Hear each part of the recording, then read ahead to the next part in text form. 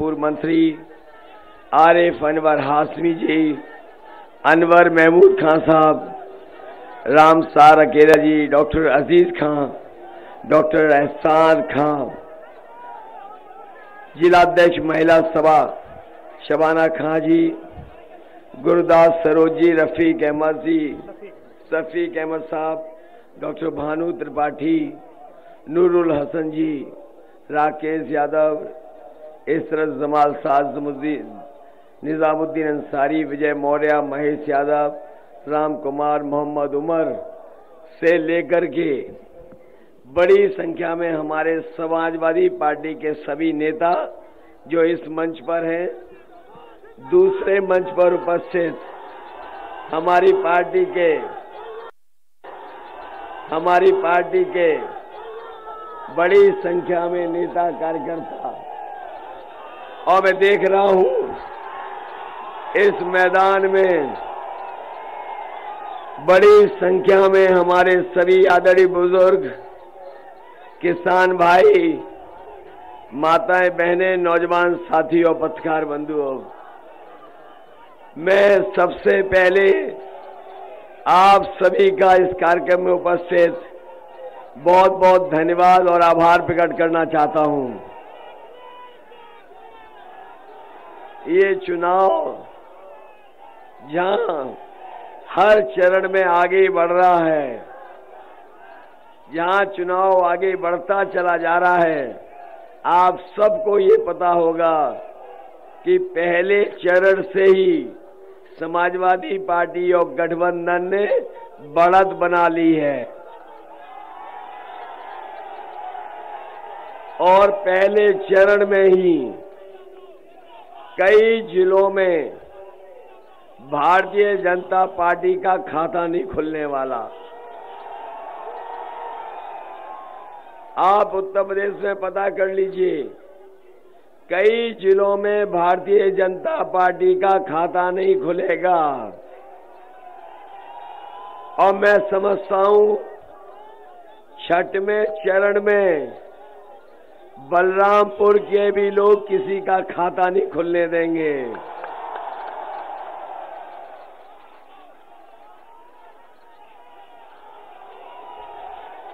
ये बलरामपुर के हमारे लोग ये उत्साह बता रहा है कि अब यहां पर खाता किसी का नहीं खुलेगा।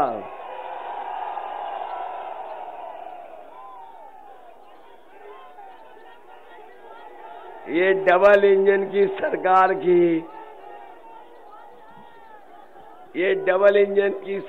की जो झूठ की पटरियां हैं, इस बार बलरामपुर के लोग उखाड़ फेंक देंगे।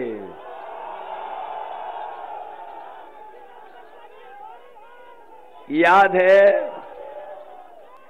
हमारे तमाम लोग यहां उपस्थित हैं, इनमें बहुत सारे लोगों को याद होगा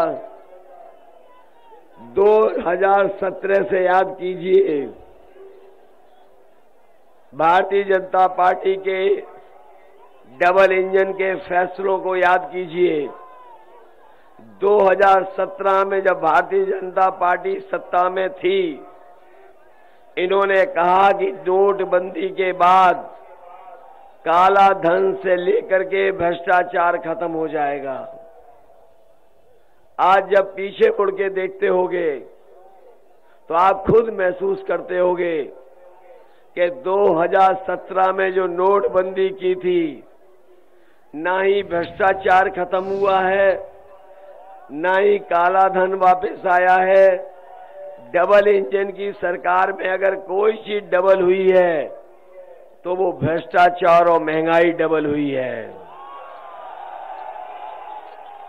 उसके बाद इन्होंने जीएसटी लागू की, जीएसटी का फैसला लिया और ये फैसला ऐसा लिया गया, न केवल देश की जनता बल्कि व्यापारियों को बताया गया कि जीएसटी लागू हो जाने के बाद न केवल व्यापारियों की मदद होगी बल्कि हमारे व्यापार को भी बढ़ावा मिलेगा।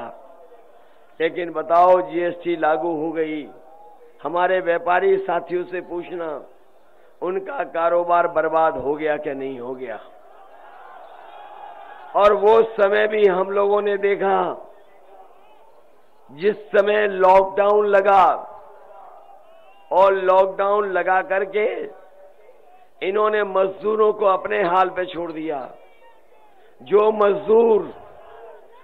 मजदूर महाराष्ट्र में, गुजरात में काम कर रहे थे, आपने वो तस्वीरें देखी होंगी कि लोग अपने पैदल पैदल चल करके घर पहुंचे थे, अपना सामान रख के लाए सर पर।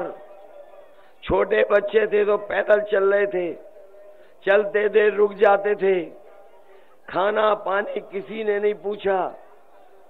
और इस सरकार के गलत फैसले की वजह से ये लोग परेशान हुए और कई लोगों की जान चली गई। जब जान गई तो अगर किसी की मदद भारतीय जनता पार्टी ने की हो तो हमें बता दो। मरने वालों की अगर किसी ने मदद की थी तो समाजवादी पार्टी और समाजवादी लोगों ने मदद करने का काम किया था। याद कीजिए कोरोना अभी बीमारी गई है। जब बीमारी आई तो लोगों को दवाई के लिए तरसना पड़ा।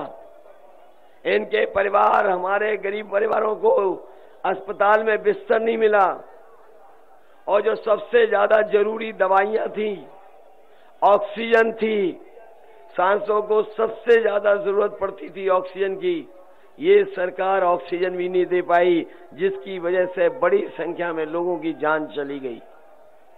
जान गई कि नहीं गई बताओ आप। और आज भी संख्या सरकार नहीं बता रही है। अगर आज भी सरकार ने संख्या बताई हो तो बता दे कोई भी। हमारे पत्रकार साथी जानते होंगे, सरकार अभी तक ये जानकारी नहीं दे पाई है कि कोरोना के समय कितने लोगों की जान गई है।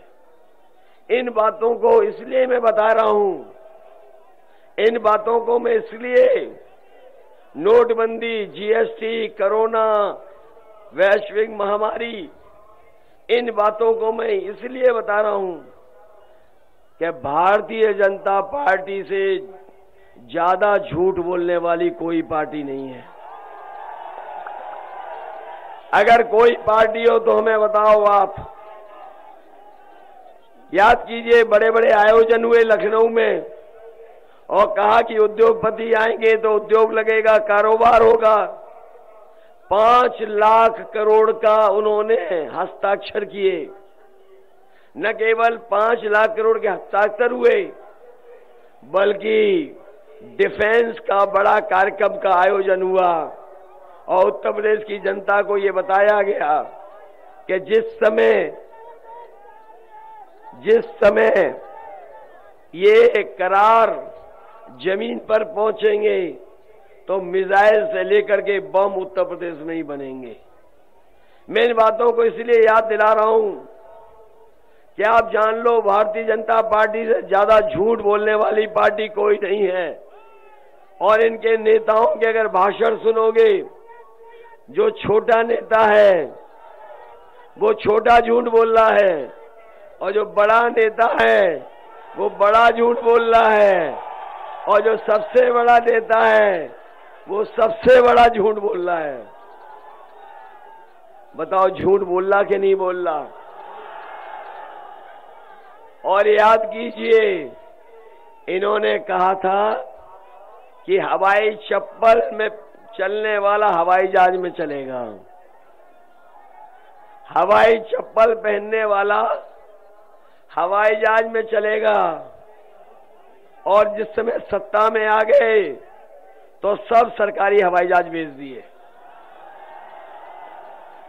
और जहां हवाई जहाज खड़े होते थे हवाई अड्डे भेज दिए, पानी का जहाज भेज दिया, बंदरगाह भेज दिया, और रेलगाड़ी भेज दी। रेलगाड़ी जहां खड़ी होती है, रेलवे स्टेशन बिक रहे हैं, और रेलवे की सब कीमती जमीन ये सरकार बेच रही है। बताओ, बेच रही कि नहीं बेच रही? और इसलिए बेच रही, नौजवान साथियों, वो पुरानी कहावत सुनी होगी आपने, न रहेगा बांस। जब सब बिक जाएगा तो फिर नौकरी कौन देगा, रोजगार कौन देगा? इसलिए सब कुछ बेच दिया। और उनके जो बड़े वाले मंत्री हैं उनका तो सुन लिया होगा वो लोटपोट वाला बयान कि जिसमें वो लैपटॉप दे रहे थे। वो जब से उन्होंने कहा है लैपटॉप देंगे तब से जनता लोटपोट हो रही है। वो कह रहे थे कि इंटर पास करने के बाद जो 12वां करेगा उन्हें लैपटॉप मिलेगा। और जब से लोगों ने सुना है इस लैपटॉप वाली बात को याद कर करके जनता लोटपोट हो रही है। अरे शुक्र है उन्होंने ये नहीं कहा कि 12वां पास करने के बाद जो 10वें में एडमिशन लेगा उसे लैपटॉप देंगे। और पहले ये प्रचार कर रहे थे, याद है, प्रचार कर रहे थे घर घर जाकर के, घर घर जाकर के प्रचार कर रहे थे। पता नहीं पर्चा दे रहे थे कि थूक दे रहे थे। याद है कि नहीं याद है? ये पर्चा दे रहे थे कि थूक दे रहे थे, कि थूक बांटे दे रहे थे। इसलिए मैं आपसे कहना चाहता हूं इन बीजेपी के लोगों से सावधान रहना। हमारे किसान भाइयों, आपसे वादा किया गया कि इनकी सरकार बनेगी तो किसानों की आय दोगुनी हो जाएगी। आप में से बताओ किसान भाइयों कितनों की आय दोगुनी हो गई? और ये सरकार जो दावा करती है कि समय पर गन्ने का भुगतान हो जाएगा, हमारे किसानों का कई जगह पर गन्ने का भुगतान नहीं हुआ है। जो लोग कहते थे 15 दिन के अंदर हो जाएगा, वो 15 दिन के अंदर नहीं करा पा रहे हैं। चीनी मिलों के चक्कर भी काटने पड़े, धरने भी बैठना पड़ा। मैं अपने किसान भाइयों को भरोसा दिला के जा रहा हूं, समाजवादी पार्टी ने अपने मैनिफेस्टो में लिखा है कि सरकार बनेगी तो हमें बजट से अलग से अगर पैसा रखना पड़ेगा किसानों की मदद के लिए, तो बजट से अलग से पैसा रख करके किसानों का 15 दिन के अंदर भुगतान होने का काम होगा। किसी को धरने पर नहीं बैठना पड़ेगा, चीनी मिलों के चक्कर नहीं काटने पड़ेंगे। आपका धान लूट लिया गया, धान लुट गया कि नहीं लुटा धान? कोई कीमत नहीं मिली। और जब आप खाद लेने गए होगे तो आपको खाद नहीं दी सरकार ने, खाद नहीं मिल पाई, डीएपी नहीं दे पाई। और अगर खाद की बोरी लेके भी आए होगे तो बताओ 5 किलो की चोरी हो गई कि नहीं हो गई? मैं भी कभी कभी सोचता हूं ये बीजेपी के लोगों ने बोरी की चोरी कहां से सीखी होगी? ये बोरी की चोरी कहां से सीखी होगी? तब मुझे याद आया कि हमारे अपने गरीब लोगों ने कभी न कभी पार्ले जी का बिस्किट पैकेट देखा होगा। पहले वो पार्ले जी का पैकेट बड़ा आता था, जैसे जैसे महंगाई बढ़ी और उन्होंने मुनाफा कमाने का काम किया, पैसे उतने ही रह गए लेकिन पैकेट छोटा होता हो चला गया। बताओ छोटा हो गया कि नहीं हो गया? बीजेपी वालों ने बोरी की चोरी वहीं से सीखी है। और याद रखना किसान भाइयों, अभी तो ये 5 केजी निकाल रहे हैं, अगली बार सरकार बन जाएगी तो हो सकता है 10 किलो निकाल ले।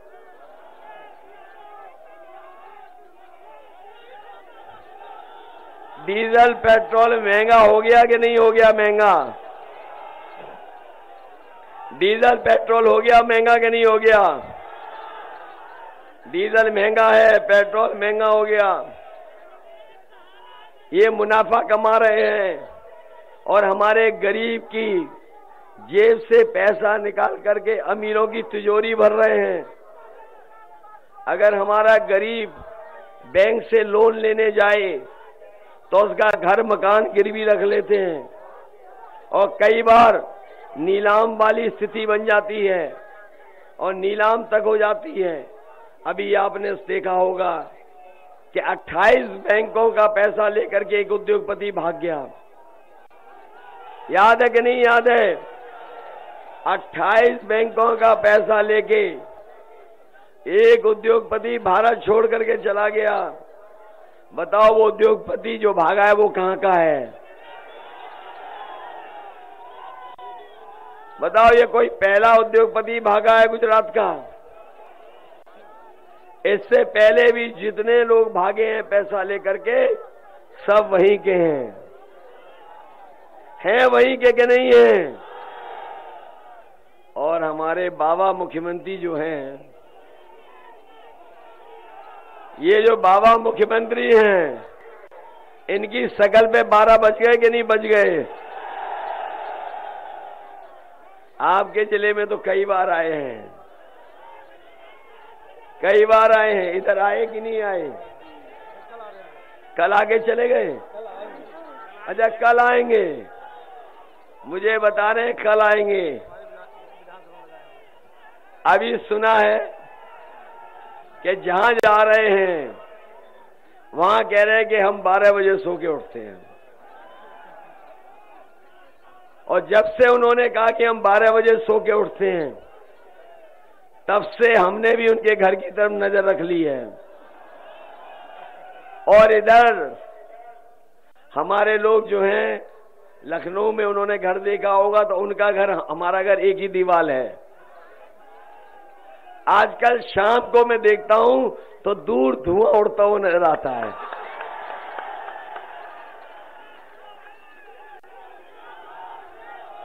धुआं देख रहा हूं आजकल में, मुख्यमंत्री आवास से धुआं निकलता हुआ। और अभी कुछ दिन पहले पुताई वाले जा रहे थे, मैंने रोक के पूछा कि ये पुताई वाले कहां जा रहे हो? तो बोले कि मुख्यमंत्री आवास में जा रहे हैं, जो धुएं के काले धब्बे लग रहे हैं उनको मिटाने जा रहे हैं। तो बताओ बाबा जी जा रहे हैं कि नहीं जा रहे हैं? बाबा जी ने लखनऊ से गोरखपुर की भी अपनी टिकट बुक करा ली है 11 तारीख की। और हम तो परिवार वाले लोग हैं, उन्हें एक सलाह देना चाहते हैं कि परिवार वाले, अरे ये मत कहो भाई, वैसे कह तो सही रहे हो, कह तो सही रहे हो लेकिन कहो मत। इधर हम परिवार वाले लोग हैं, हम उन्हें सलाह देना चाहते हैं कि जब गोरखपुर जाएं तो याद रखो जो परिवार वाले हैं वो कभी भी घर पे खाली हाथ नहीं जाते हैं, कुछ न कुछ खाने का सामान लेके जाते हैं। इसलिए हम बाबा मुख्यमंत्री जी से कहना चाहते हैं कि जब घर जाओ तो अपने गुल्लू के लिए बिस्किट जरूर लेते जाना। और हमारे परीक्षा देने वाले नौजवानों, याद रखना अब नए तरह का भी सवाल पूछा जा सकता है, ये नए तरह का सवाल भी आ सकता है, नए तरह का सवाल भी आ सकता है आपसे परीक्षा में पूछने के लिए। मैं जानता हूं बलरामपुर के बहुत सारे हिस्से में लोग बाढ़ से परेशान रहते हैं, बाढ़ से जलमग्न रहता है, समय समय पे उनका खेती का नुकसान होता है। कटान की वजह से हमारे गांव के लोगों को बहुत तकलीफ और परेशानी उठानी पड़ती है। जब बाढ़ आ जाती तो बहुत सारी बीमारियों का भी सामना करना पड़ता है। इसलिए मैं अपने बलरामपुर के लोगों को कह के जा रहा हूं कि समाजवादी सरकार बनेगी तो आपकी बाढ़ से बचाव के लिए अगर कोई ठोस योजना बना करके इस क्षेत्र के लोगों को और किसान को उनकी फसल बर्बाद ना हो जाए, खेती बर्बाद ना हो जाए, उसके लिए अगर कोई ठोस फैसला लेना पड़ेगा तो हम समाजवादी सरकार में बाढ़ से आपको बचाने के लिए मदद करेंगे। अरे बाढ़ से तो आप परेशान हो, लेकिन सांड से भी तो परेशान हो।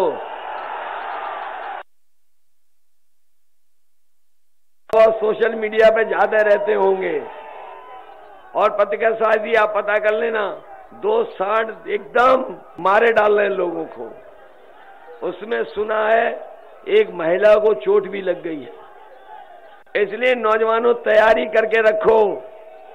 क्वेश्चन पेपर में ये भी पूछा जा सकता है कि अपने मुख्यमंत्री जो बाबा हैं उनका प्रिय जानवर कौन सा है। तो आपको ये बताना पड़ेगा कि सांड है कि गुल्लू है, और जो सही बता देगा वो पास हो जाएगा। हमारे बलरामपुर के लोगों बताओ, बाबा जी ने लैपटॉप दिए नौजवानों को।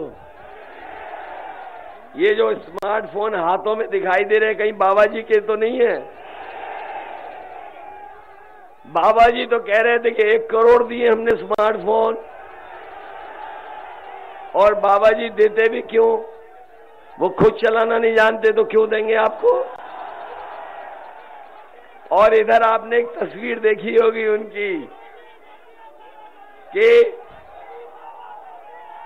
उनकी एक तस्वीर देखी होगी आपने कि वो जनता देख रही है पश्चिम और खुद देख रहे पूरब। तब पता लगा कि इन्हें स्मार्टफोन भी चलाना नहीं जानता।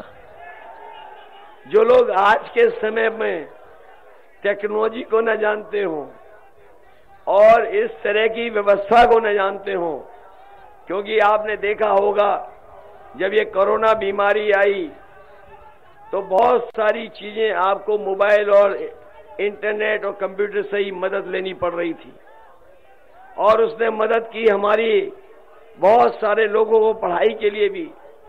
इधर कारोबार और रोजगार भी इंटरनेट और कंप्यूटर पे पहुंच गया है।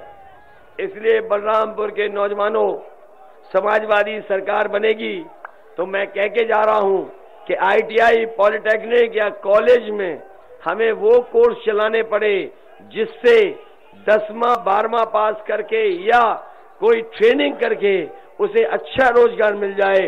तो नौजवानों के लिए वो ट्रेनिंग करा करके IT के क्षेत्र में 22 लाख नौजवानों को रोजगार देने का काम समाजवादी लोग करेंगे। और इसलिए भरोसा है जनता को कि समाजवादियों ने जो दिए थे लैपटॉप, जिसको भी मिले होंगे वो आज भी चल रहे होंगे, आज भी बंद नहीं होंगे।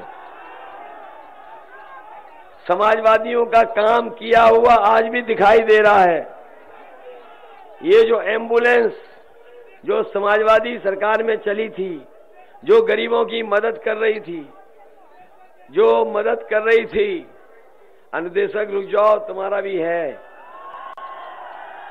जो एम्बुलेंस आपको कोरोना में मदद कर रही थी वो समाजवादियों की देन है, जो गांव-गांव जाकर के गरीबों की मदद होती थी। हम आपको भरोसा दिला के जा रहे हैं, ये बाबा मुख्यमंत्री ने एम्बुलेंस ही खराब कर दी। समाजवादी सरकार बनेगी तो गरीब के इलाज के लिए अस्पताल और फ्री दवाई, फ्री जांच और एम्बुलेंस भी अभी दुगनी करनी पड़ी तो अपने गरीबों के लिए एम्बुलेंस दुगनी करने का काम करेंगे। ये 100 नंबर भी समाजवादियों ने चलाई थी। 100 नंबर वाली पुलिस के लिए व्यवस्था दी थी कि अगर गांव में, खेत में, कहीं दूर जंगल में कोई झगड़ा हो जाए या अगर आपको पुलिस बुलानी पड़े, आप थाना ना जाना पड़े, इसलिए फोन मिला करके आपको पुलिस मदद करने पहुंच जाए, इसलिए 100 नंबर बनाई थी। लेकिन जब से बाबा मुख्यमंत्री जी आए हैं और 100 का 112 कर दिया, तब से हमारी पुलिस का भी कबाड़ा कर दिया। बताओ, कबाड़ा कर दिया कि नहीं कर दिया? 100 नंबर थी तो पुलिस ईमानदार थी, लेकिन जैसे ही नंबर बदला पुलिस भी न जाने क्या हो गया, बेईमान हो गई। बताओ, बेईमानी हो रही कि नहीं हो रही? अभी मुझे पता लगा लखनऊ में स्टेडियम में मैच था, बाबा जी ने पता नहीं किसको भेज दिया, पूरा खाना खा गए स्टेडियम का, पूरा खाना चट कर गए। क्या हालत पैदा कर दी, क्या हालत पैदा कर दी। बताओ, IPS फरार है, एक IPS फरार है, सोचिए आप। और हिरासत में सबसे ज्यादा जान अगर कहीं गई है तो उत्तर प्रदेश में, वो भी वसूली के लिए।